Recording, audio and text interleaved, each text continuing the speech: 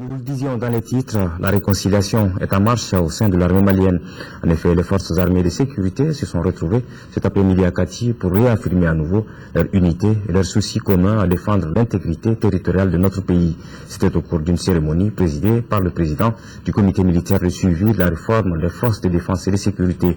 Le général Amadou Aya Sanogo a invité ses frères d'armes au respect des normes et de la hiérarchie militaire, condition indispensable selon lui pour bâtir une armée républicaine responsable. Reportage de Bourama Traoré.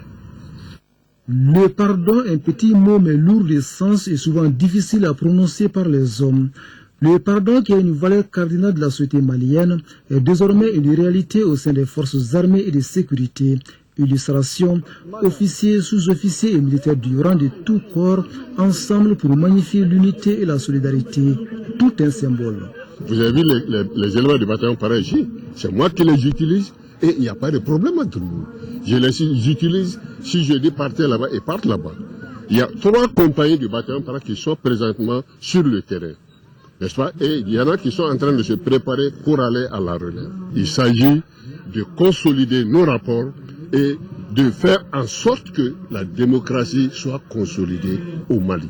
La réconciliation des cœurs et des esprits au sein de l'armée est donc en marche, car ici, on est convaincu que rien de potable ni de durable ne peut se construire dans la division et la mésentente. Il n'y a pas de haine entre nous. Ce qui s'est passé est passé. Donc c'est dans l'histoire. Nous voulons rentrer par la même porte, sortir par la même porte. Notre mission seulement, c'est la défense du territoire. Terminé.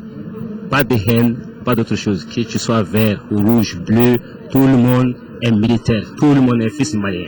À l'unisson, les forces armées et de sécurité ont salué et remercié les autorités de la transition pour avoir promu au grade de général le capitaine Amadou Aya Sanogo.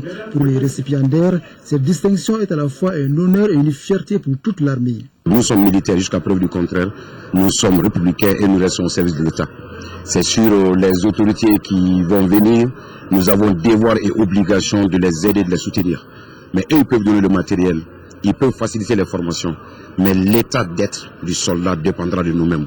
C'est de ça qu'on pourrait mettre sur place des forces armées républicaines pour défendre cette nation, pour sécuriser les personnes et leurs biens, et pour que ceux-ci puissent réellement travailler à bon escient et faire développer le Mali.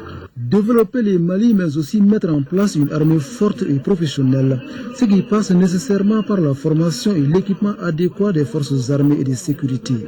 Comme le martèle bien un écrivain français, pardonner est une action plus noble et plus rare que celle de se venger.